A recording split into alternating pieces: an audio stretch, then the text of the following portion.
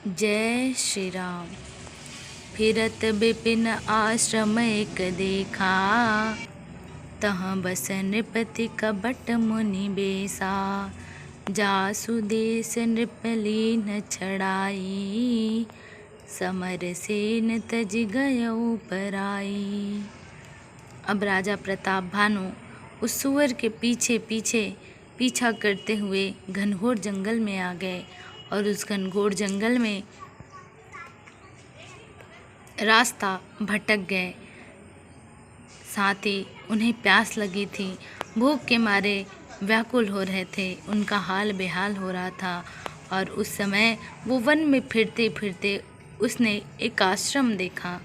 वहाँ कपट से मुनि का भेष बनाए एक राजा रहता था, जिसका देश राजा प्रताप भानु ने छीन लिया था और जो सेना को छोड़कर युद्ध से भाग गया था। अब राजा ने एक आश्रम देखा, वहाँ पर एक राजा जिसका राज्य राजा प्रताप भानु ने जीत लिया था और छीन लिया था उससे, वो राजा वहाँ पे कपट रूप से मुनि का भेष बनाकर वहाँ पे आश्रम बनाकर रह रहा था। समय प्रताप भानु कर जानी, आपन अति असमय अनुमानी। गयउ न गृह मन बहुत गलानी, मिला न राजय नृप अभिमानी। प्रताप भानु का समय अच्छे दिन जानकर और अपना कुछ समय बुरे दिन मानकर उसके मन में बड़ी ग्लानि हुई। इससे वह तो ना तो घर गया और ना अभिमानी होने के कारण राजा प्रताप भानु से मिला, अर्थात मेल किया। अब यहाँ पे तुलसीदास जी उस राजा के बारे में बता रहे हैं जो मुनि का भेष बनाए बैठा हुआ है। वह राजा प्रताप भानु का अच्छा दिन है कहकर और अपना बुरा दिन है कहकर उसके मन में बड़ा ग्लानि हो रही है, खिन्न है, दुखी है।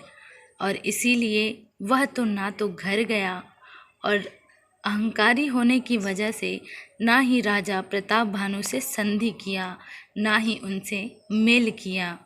और रिस उर मारी रंक जिमि राजा, बिपिन बसई तापस के साजा।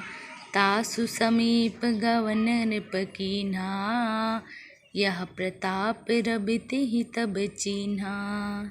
दरिद्र की भांति मन ही में क्रोध को मारकर वह राजा तपस्वी के वेश में वन में रहता था। राजा प्रताप भानु उसी के साथ पास गया।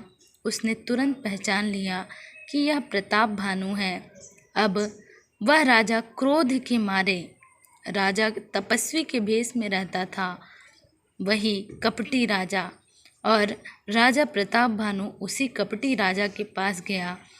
लेकिन राजा उनको पहचान नहीं पाए और उस साधु बने हुए राजा ने प्रताप भानु को पहचान लिया।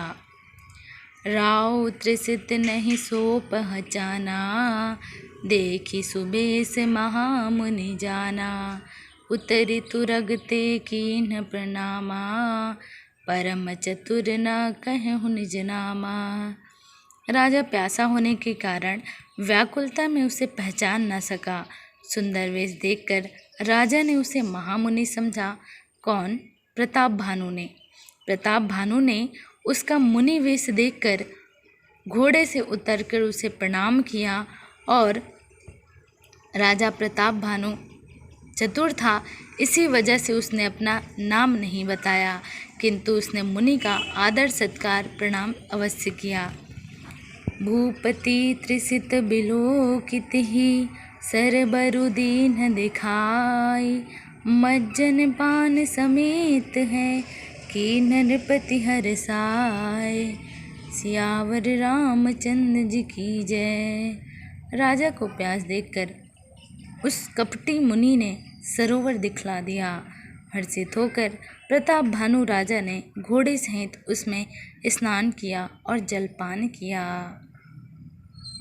आज की सत्संग चर्चा में हमें एक बात सीखने को मिली कि हम कैसे भी समय हो, कितने भी व्याकुल हों, किंतु दूसरों का सम्मान करना ना भूलें। जय श्री राम।